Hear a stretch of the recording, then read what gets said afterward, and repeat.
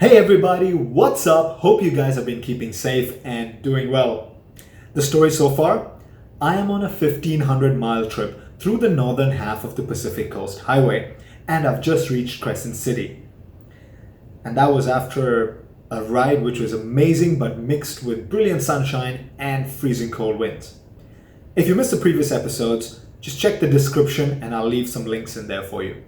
Before we begin, remember to hit that subscribe button to support the channel and click the bell icon to turn on notifications. Now, this is part 3 and we journey from Crescent City to Reading in this video from the Biker Crew UAE.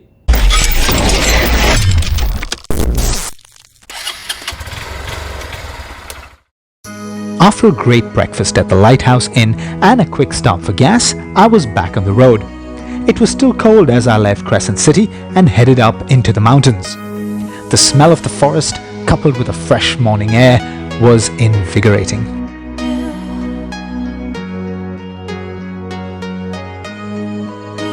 There was a fair amount of roadworks going on and it slowed down my progress, but I didn't mind, as the views were fantastic. Soon enough, I was devouring space at a steady 50 miles an hour and got to Oregon, where I had to get through a mountain pass.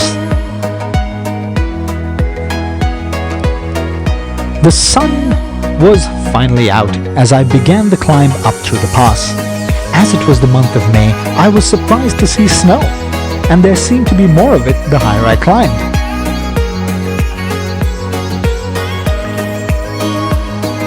I found a good spot to take a few shots of the stunning landscape and of the Africa Twin.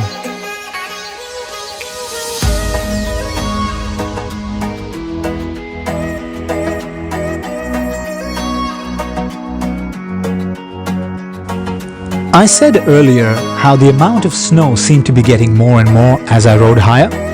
Well, what I encountered a few bends later was completely unexpected.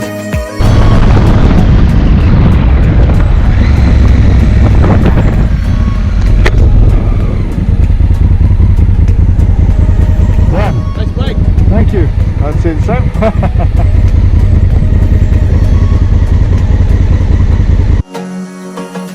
At least I was able to get a few shots of the Africa Twin as we waited for a park ranger to clear the snow and check the road ahead.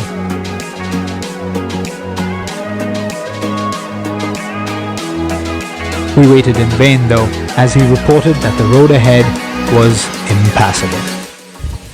So I'm stuck here on the mountain because there's a snowdrift, and apparently it gets a lot deeper further down, so I'm gonna have to go back.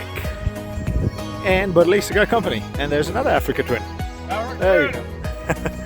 So that's the state so far. I'm gonna have to head back and find another way around. This is gonna be a longer ride than I thought it would be. With no alternative, I had to head back down and try to get back onto the highway. A quick stop was made for lunch before hitting the interstate and circling around the mountain pass.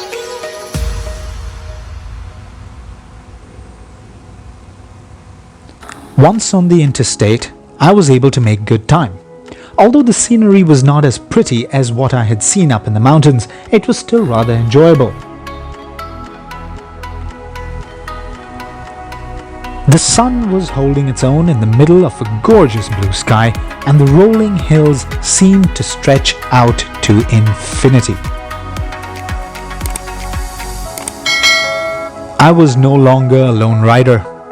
I now had company.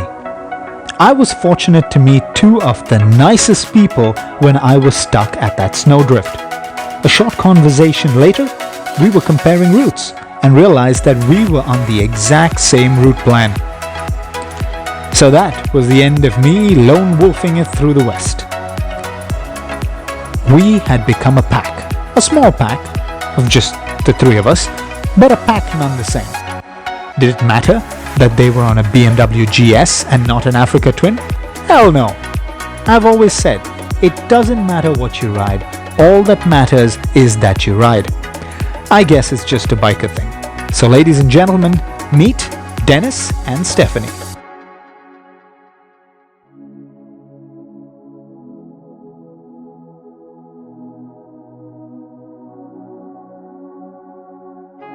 We were now on open grassland somewhere in Oregon.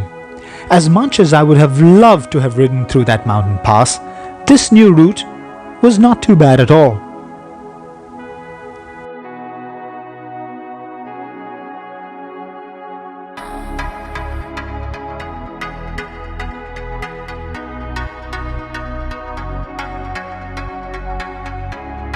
We passed farm after farm as we ticked off the miles, and everything seemed so serene.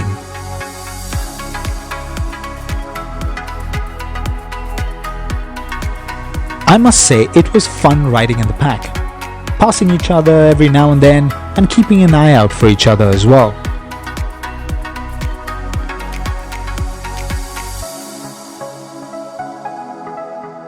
Stephanie had taken over the mantle of navigator and was doing a great job because a bunch of miles later we were back in the mountains.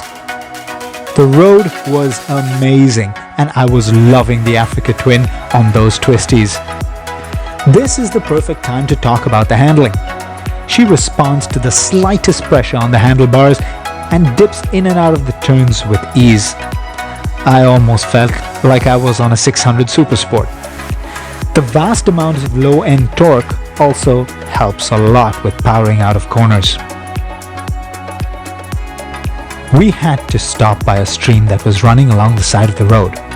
Once the bikes were off and the last sounds of throbbing engines had died away, you could hear the sounds of nature, the wind in the trees and the rushing of the water. We still had far to go, and the sun would be well below the horizon before we made it to our overnight halt.